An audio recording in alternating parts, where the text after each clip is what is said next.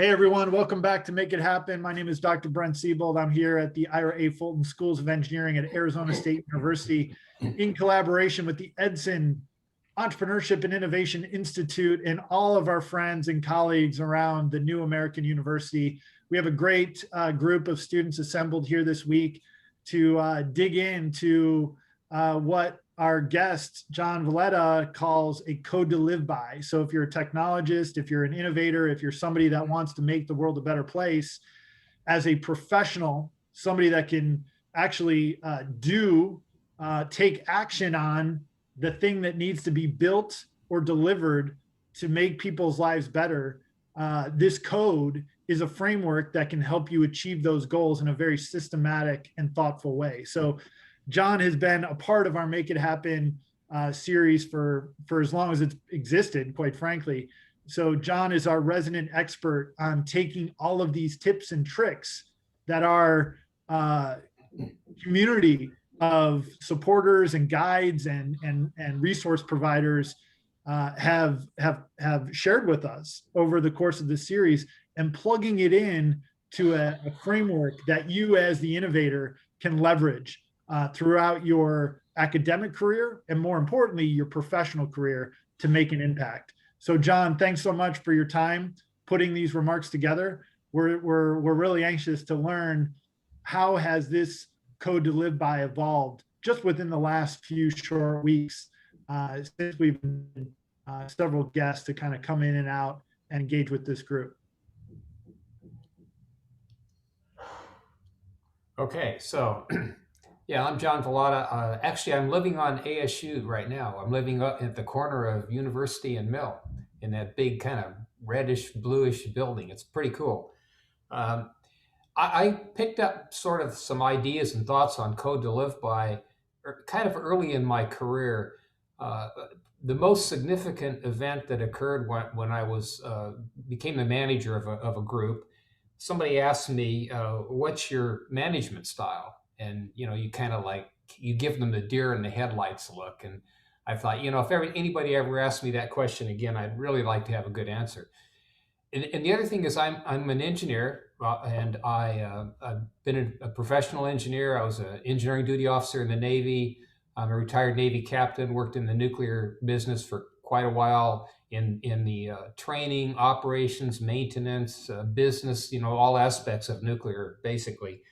I've since I'm an engineer and I kind of like the systems idea. I like to draw a lot of pictures. If I can't put it down on a picture, it doesn't work. I was actually sort of heartened when Dr. Dean Bacalzo talked about his, as he's a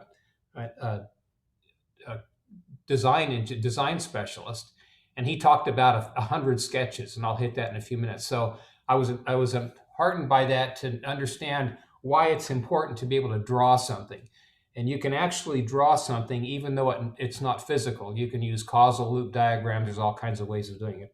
And that's the way I've always been. And I think that what I was trying to do was sort of pass on to you all that if I would have known how to do this early on in my career and would have actually defined how I wanted to approach life and my career, etc., I think I would have had a little better road to follow. So let's talk a little bit today about what I'm going to do. We're going to talk a little about developing my code to live by, and I'm going to specifically focus on principles and tools. And what I'm going to do is I'm going to talk about my code to live by for a few minutes, specifically principles. We're going to go through a quick case study to show what happens if you don't have a good code to live by. And because your code to live by is actually aspirational, which I picked up actually from one of the participants or the viewers in the Make It Happen sessions. And both development and living my code to live by is kind of a continuous improvement process, and I'll kind of go through that briefly. So my code to live by has a couple of components. First, there's 7 aspects of your work ethic, with 7 principles that sort of underpin the work ethic. And then there's a set of tools. So this is kind of where the rubber hits the road, where you actually try to do things being driven by your principles to apply certain tools to various activities that you want to undertake. And again, because it's aspirational, I use the continuous improvement process, and I'll show you that a little later on kind of tweaking my code a little bit. So in January, we talked about the work ethic. And today, what I'd like to focus in is principles, some of the tools, and the continuous improvement process that I use to kind of tweak my code as I go along. So principles. Principles are a chain of reasoning to achieve goals. And so for every task, what you need is, what I need anyway, I need positive attitude. And it's your attitude and not your aptitude that really drives success. And if you want to take away anything at all today related to principles, take the positive attitude. Without positive attitude, it just doesn't work. So you want to know that you're on the right track, but always keep an open mind to make sure that you haven't stumbled onto a few problems, or that there aren't some areas for improvement that you might be able to incorporate into something that you're trying to accomplish. And have fun at work. If you don't have fun at work, you can never have a positive attitude, and you just need to have fun at work. And maybe that's the essence of whether you found the right job. If you're having fun, great. If you're not, well, maybe you ought to reconsider some of your choices. Just a couple of notes here. You'll notice that some of the attributes I'm talking about in the principles are in black. Those are sort of what my code to live by looked like before I participated in the Make It Happen sessions over the last year. The white text are things that I've actually learned and I've sort of incorporated into my code to live by to improve it. And maybe it'll help you understand how you can also do the same thing. Now, the second attribute is intensity. You want to do things with class. Remember that the devil and the money is in the details. But you want to seek out the minimum viable product, another ASU concept. And then you develop incrementally. You can use the Pareto rule to allow you to just start with the minimum viable product, focus on the next test. You want to invest your time and not spend it. I always have to remind myself of that. Control self-doubt, be resilient, and welcome getting outside of your comfort zone occasionally. You also need tenacity, and a bias towards action really is tenacity. The bias towards action is sort of an ASU mantra. It's just something that I've always called tenacity. We talked about the 100 sketches. If you're going to have 100 sketches, or like Joshua Bell plays one of his violin solos 1,000 times before he ever performs it. You need to have tenacity. You need to continue the 100 sketches. Keeps you focused on what you're trying to accomplish. Maybe it's not 100, maybe it's only 20, but Professor Bacalzo says 100 is what the industrial design folks expect out of their designers.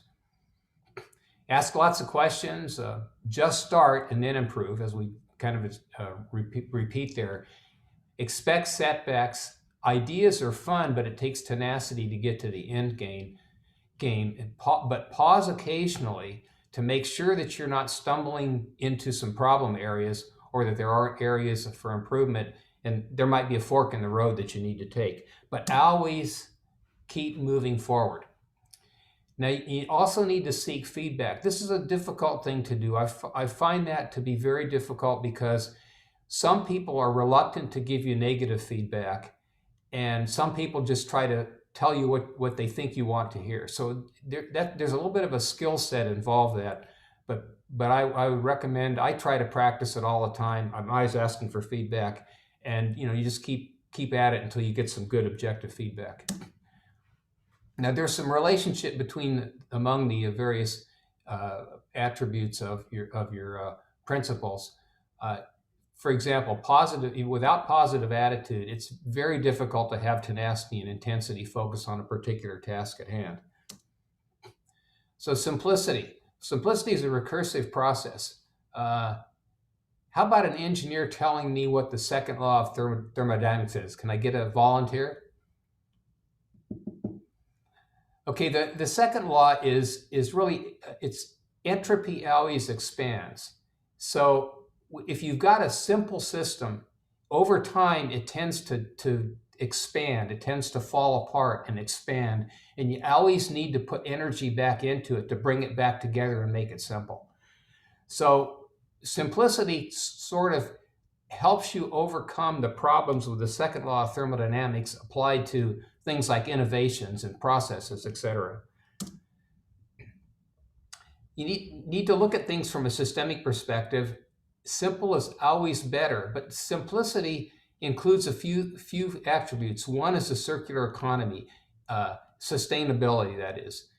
It needs to be efficient, reliable, and maintainable. And I maintain that if it's not sustainable, efficient, reliable, and maintainable, it's not simple, it's complex. If it's not maintainable, for example, it becomes very complex for your customer when it doesn't work. So simplicity needs to be always considered when you're intensely focusing on a task. Make sure that you don't let it get too complex. Accountability, you need to own your results. I try to own my results, whether they're positive or negative.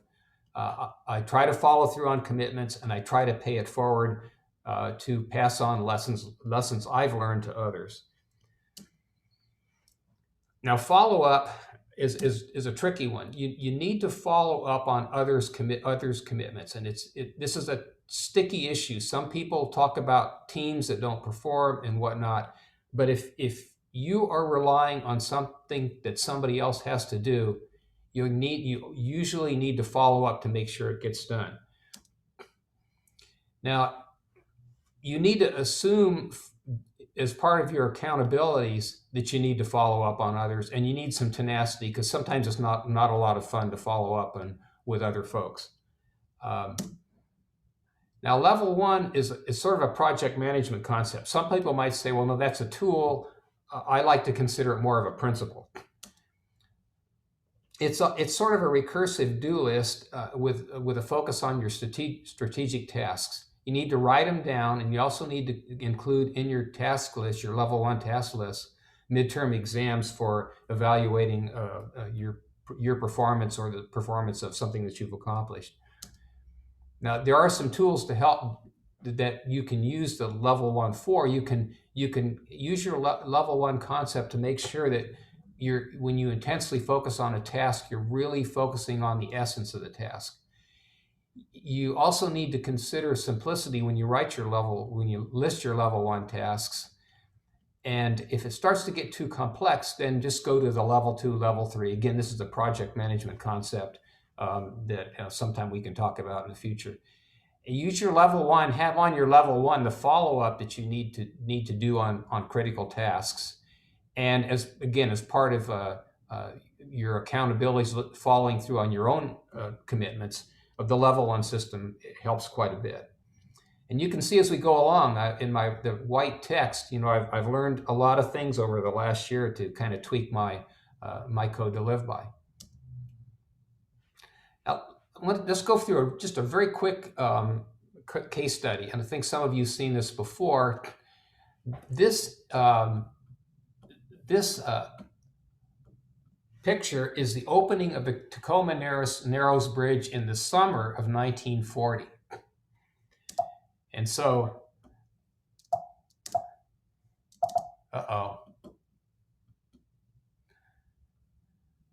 So in the summer of 1940, shortly after the bridge opened, you can see it in just a very light summer breeze. The bridge was pitching up and down, kind of like a roller coaster.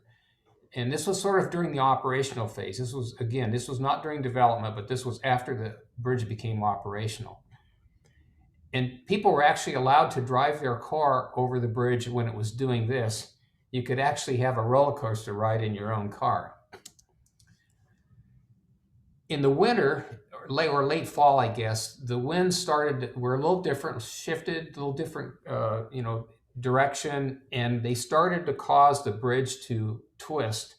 And the structure itself became a positive feedback loop, which ultimately resulted in the bridge completely failing. So the left-hand picture is the as-built, the right-hand picture is the replacement bridge, and it's also the design that was proposed before the as-built design was actually adopted.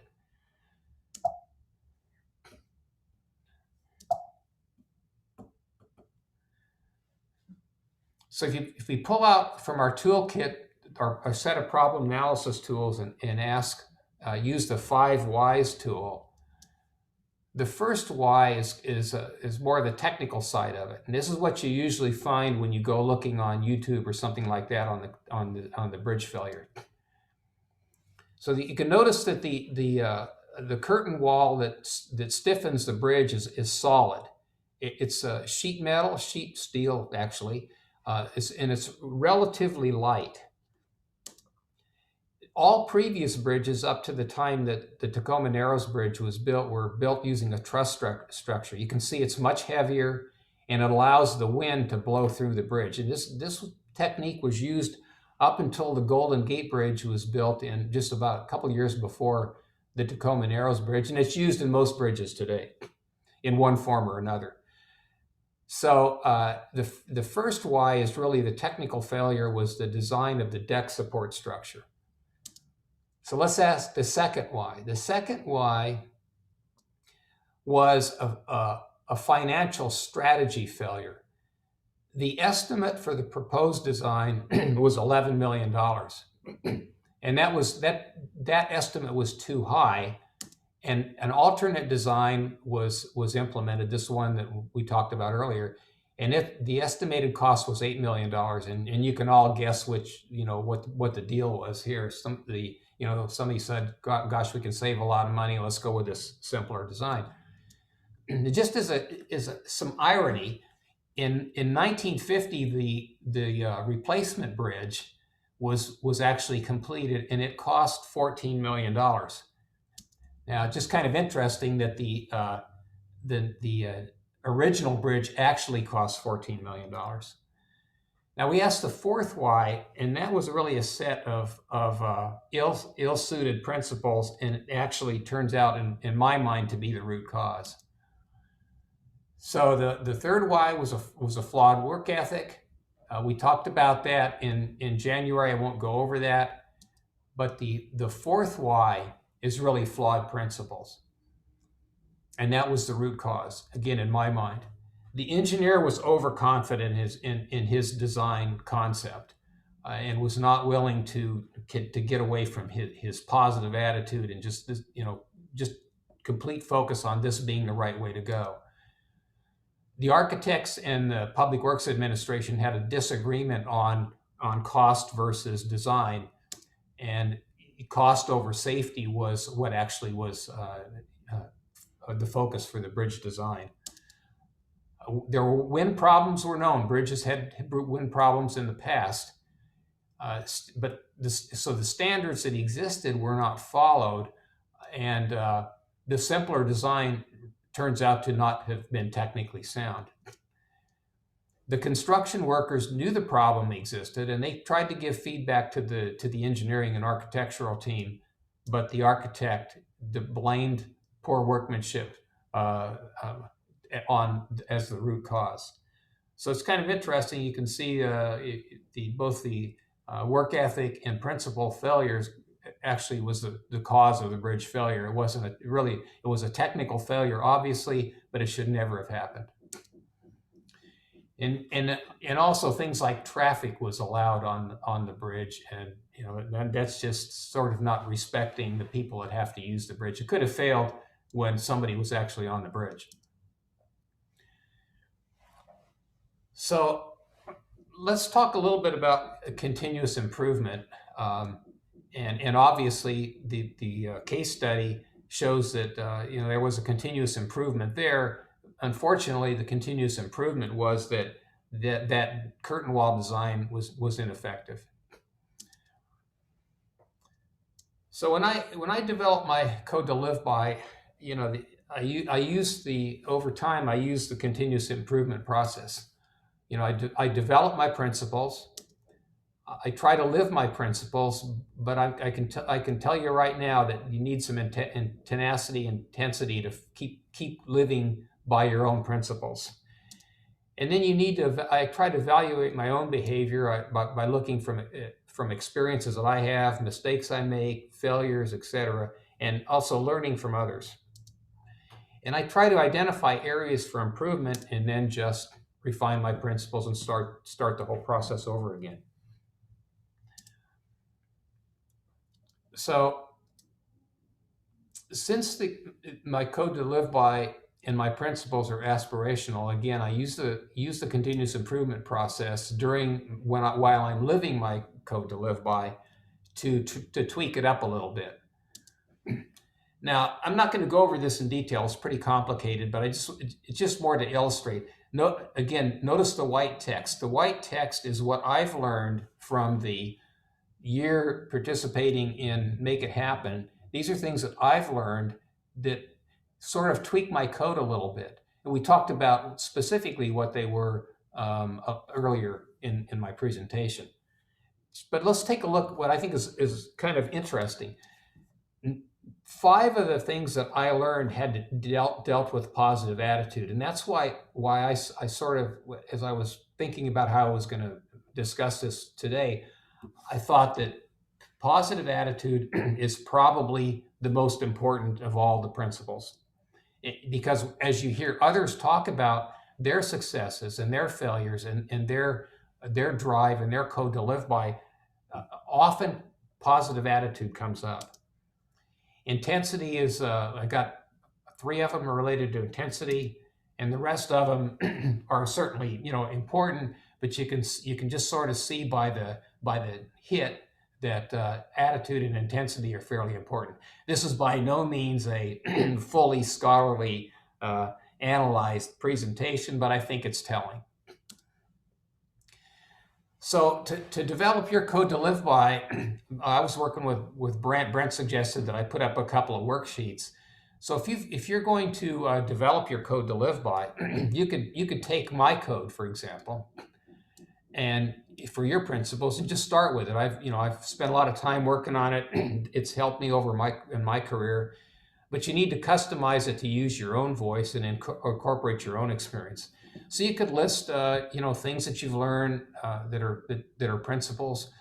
Maybe you want to combine a couple of principles and call them something else, like courage, or whatever your voice is important. These just happen to be the way I view it. My diagram, the 100 sketches approach, and then you can continually improve it. You can use this, and I did actually use this worksheet as I was listening to the presentations, and I just sort of checked off which principle a particular point that someone was making applied to, and I just drew a line to the box, and in the lines on the right, I just sort of made a few notes. So you can put your work experience, observations of others, learning opportunities, mentors, and team members. You can continually improve on a number of ways. Over time, this will sort of become automatic. But I've also found that in my own mind, if I don't write it down and put it on my diagram, I'm likely to forget it. Even though you don't carry your diagram around with you, I think it's helpful. So we're going to talk about tools briefly, because the tools are very important. And they actually probably need a whole session in and of themselves. So the tools. What are tools? The tools, the way tools are generally defined by people, is a personal set of resources, abilities, and skills, in addition to the actual physical tools that you might use. So there are 3 toolboxes that you all carry around. One is your discipline, whatever you're studying, what your specialty is. And we're not going to talk about that today. You all are, learning the tool set in your own, as you study your own disciplines. There's also a universal set of tools that applies basically to any discipline, any area of study, just whether it's art, engineering, economics, math, whatever. There's a universal set of toolkits that you use if you're trying to implement something, particularly in innovation. And finally, there's a technical toolkit that is sort of a little bit of more of a focus for specific task assignments. So if you've got a task, what tools do you use?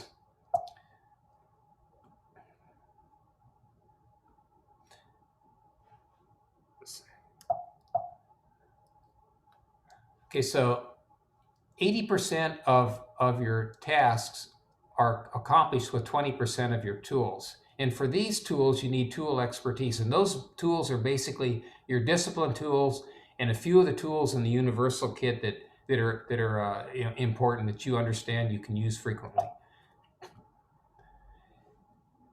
20% of the tasks are actually accomplished with 80% of the tools.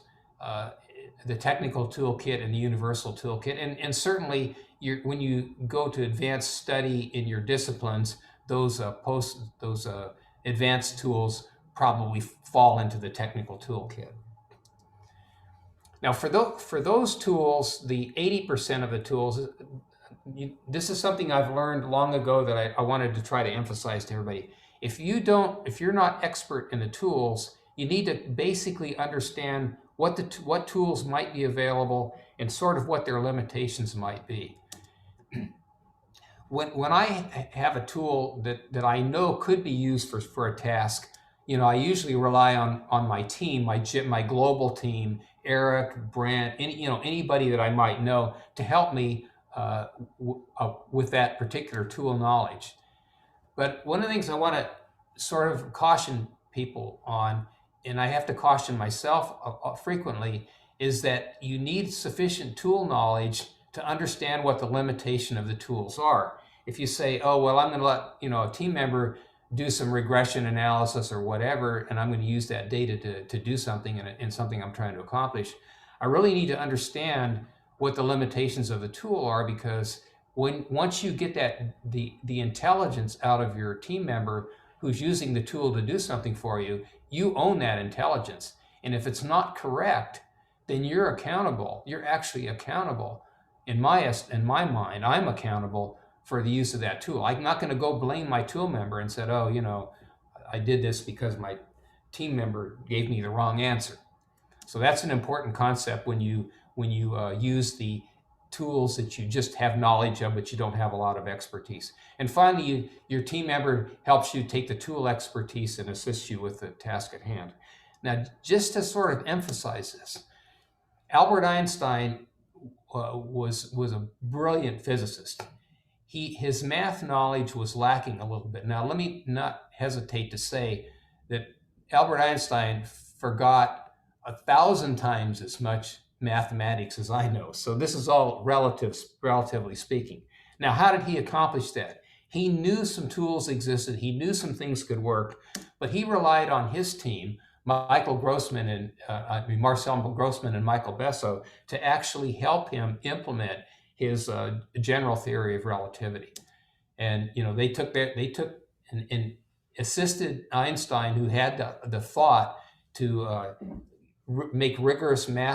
take rigorous math expertise and apply it to solving the problem of general relativity. Okay, so let's talk about the tools.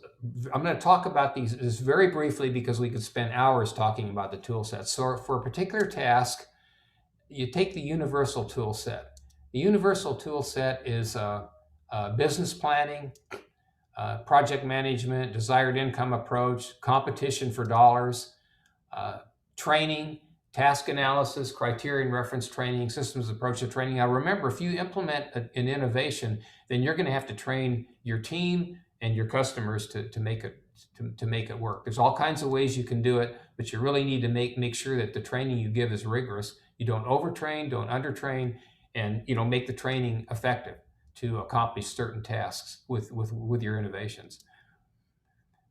Communications, I use the message, action, details, evidence approach, and that's a much better approach to use than somewhat the more typical approach is you start with all your research, what you came out of it, and you end up basically with what the bottom line message is. Flip it all on its head. Presentation format's important. Make them simple, direct, eye focus. Don't use too many words. Spokesperson training is very interesting if you can, communication skills, excuse me, is very, very important. I was fortunate to be the spokesperson for both nuclear utilities that I work for. I was the technical spokesperson. If we ever had an accident, then I would be one of the people. We had a little team, there were 3 of us, who would actually be the technical spokespeople for those events. Did a lot of practicing. Fortunately, I never had to be the spokesperson when we had an accident or something. But if you ever have an opportunity to get that kind of training for that kind of communications, it's very effective. Technical graphics, we got some good tips in one of the Make It Happen sessions on using PowerPoint, Photoshop, Origin, and SketchUp. And online is obvious. Most of you are probably certainly more adept at this than me, but you got blogs and websites, and there's all sorts of different web-based applications that you can do. You need to be very effective in utilizing those tools for communications. And you can have a professional edit done at the end. If you really have a good concept outline, the professional edit is not that expensive, and it gives you another sort of a third-party view of what you're trying to get across and helps you with some of your communications approaches. Interviewing, there's a couple of skills: life experience, hypothesis testing, and you can use that whether you're interviewing or whether you're being interviewed or whether you're having a customer intervention where you're interviewing customers. Very, very important to be able to have interviewing skills. And I didn't realize, I always thought when I was a young engineer that, interviewing, that's when, somebody was interviewing me, and why do I need to know how to interview? And turns out I probably would have been more successful in getting jobs and that sort of thing if I took a different approach.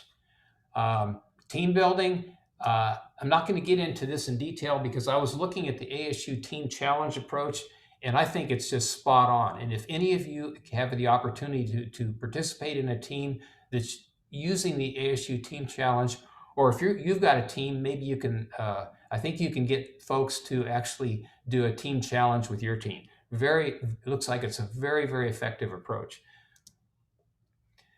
Change management, manage time, results pyramid are some good tools you can use for change management. And just as an aside, you as an innovator, you're actually trying to implement some change. So some knowledge of change management is probably appropriate. You don't need to be an expert in change management, but you need to sort of understand what are the impediments to progress when you're trying to make a change with an innovation. And you can maybe try to head off some of your problems with some of these tools, just a rudimentary knowledge. And performance analysis, I use the Bob Maker flowchart, error modes and effects analysis occasionally. Problem analysis is, we all have problems. We try to implement things, new ideas, new concepts. And the Kepner-Trego approach works. 5 Whys works. Fishbone, failure modes and effects analysis, and risk analysis. And I modified this. I learned something about orphan risk analysis, which is kind of fascinating. And it looks like orphan risk analysis it helps solve some of the sticky problems we're having with politics and et cetera. Okay, so let's say you've got a task, and what is this technical toolkit? Guru Madhavan has written a very interesting book on how engineers think, and I would highly recommend it if you've got some time between semesters or something, or a little bit of time.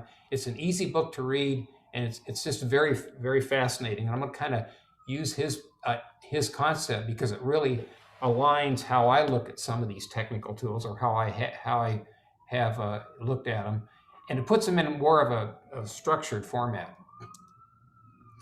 Now, he maintains that his tool set is plug and play. It's all terrain and multi-purpose. It's not just for engineers. It's for anybody actually who is doing something innovative. He even uh, says that it applies to somebody making a movie. One of his examples was the Alfred Hitchcock, who certainly isn't an engineer, but his movies were quite innovative. So the innovation checklist. So there's a series of questions that you ask. I'm not going to read them. I'll just let you kind of look at them here. And you ask these questions, and if you got a successful answer to all of the questions, then you've probably onto something that you need to pursue. If you have some problem areas, you need to go back and sort of tinker with it a little bit. Now, I'd say if you are going to take anything away from any of the tools that I'm kind of going through, this is the one that you probably need to take away. Okay, so systems approach. It forces structure. It gives you some modular thinking, and you can work backwards, and you focus on the module interfaces.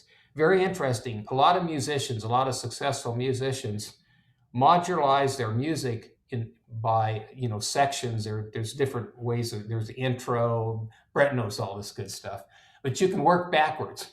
You actually learn your music backwards, and it sounds strange, but a lot of the classical guitar teachers teach you that approach. You go backwards, and it's very interesting that it's something that you find in other areas.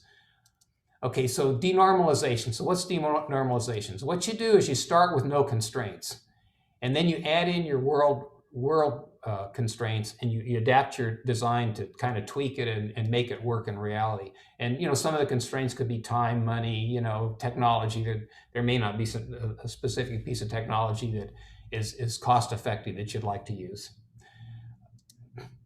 Now, customer focus. You need to learn from your customers. You need to provide value. Your solutions need to be friendly and intuitive, and you need to provide for continuous improvement as the customer needs evolve. When you first launch an innovation and people start using it, they've never used it before.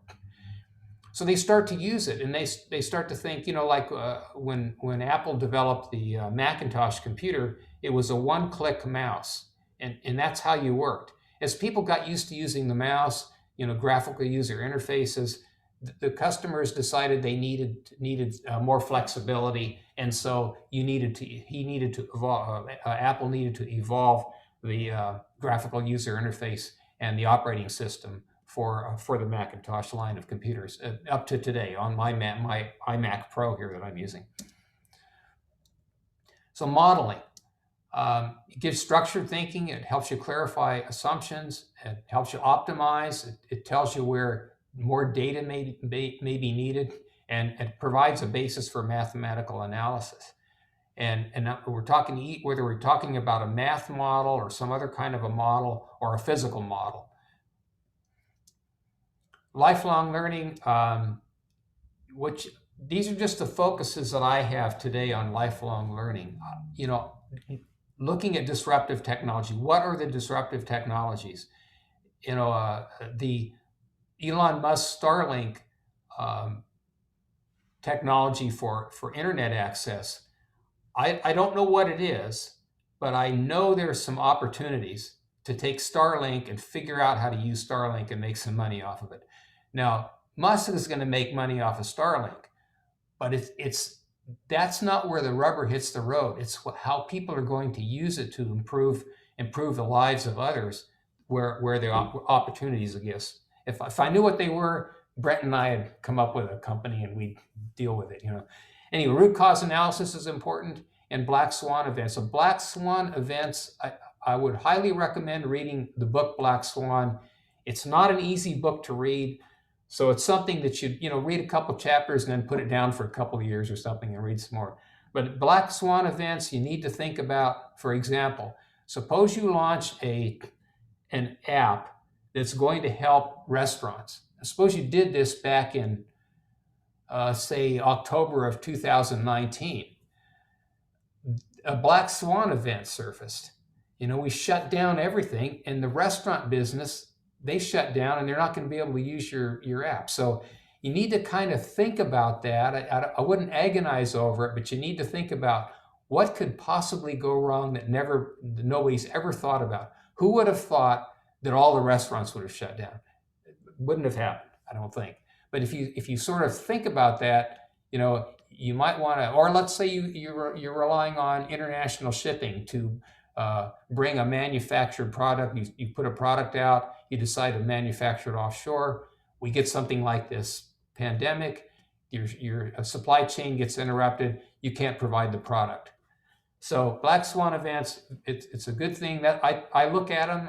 I've read the book a couple of times now, and I've tried to figure out, was COVID a black swan event or was it not a black swan event? We're not going to talk about that today, but I'm still struggling with that. Transformation and exchangeability, very interesting. It sort of relates to disruptive technologies. Transduction is a genetic term, and it has to do with taking the DNA of one species and moving it over to another one. So I think it's a good metaphor for using disruptive technology. You take existing tech tools or technology and you apply them to new applications. You take the DNA out of some technology that exists, and you take that DNA and you use CRISPR, whatever CRISPR is for innovators. You use CRISPR and you take that DNA and you stick it in your application, and you'll see that the most successful and money-producing, society impactful innovations are not the technology itself, it's how you use the technology. Now, simplification, we talked about that. You need to make sure things are efficient, friendly, and reliable, and that they're uniform. You can use standards with flexibility, and you can so you can say, well, okay, I'm gonna make my innovation simple by following the standards that exist. But if you do that, you need to make sure you're using standards with flexibility and that you have interpretive consistency. Now, what does that really mean?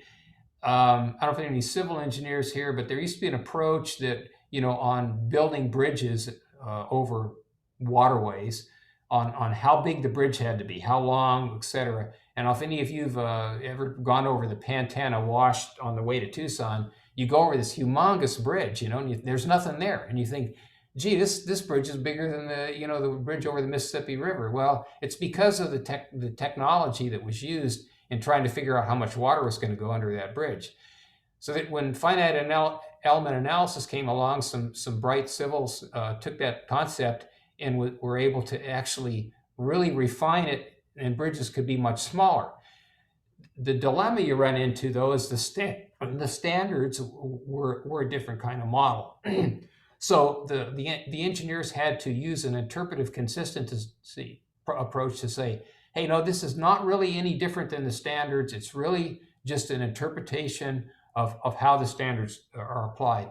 And you'll find that a lot, and I think it probably exists considerably in the medical industry. And Gabe probably could expound on that a little bit because he's more familiar with that than I am. Let's say prototyping, it gives you test-driven refinement. You can start with a vision, have an aesthetic focus, and you can avoid lock on a path if you've actually got a prototype. If you're building a new can opener and you build a prototype and you grab a hold of the thing and say, hey, this isn't very comfortable, then you're probably not on the right track. Efficiency and flexibility. You need to make sure that as the customer's needs evolve, as they use your new product or your innovation, that you're able to move with them. You can make new applications, you can tweak the design, you can mitigate black swan events, and you can apply root cause analysis to actually make things more efficient and more reliable. So here's the same worksheet. You can see I found a couple of tools. I'm not going to go through the same diagram I did with principles, but same concept. You can listen to people, you can watch people, you can learn, check off where some new tools are, stick them in there, and throw them in your toolbox. So this is my code to live by. Work ethic, principles, toolkits. Use continuous improvement to tweak them as you go along.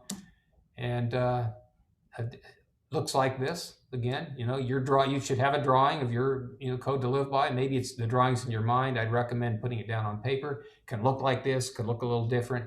If you get that drawing down, and you draw it and you mess with it enough, it'll be imprinted in your brain. So I suggest you find your code to live by and make it happen.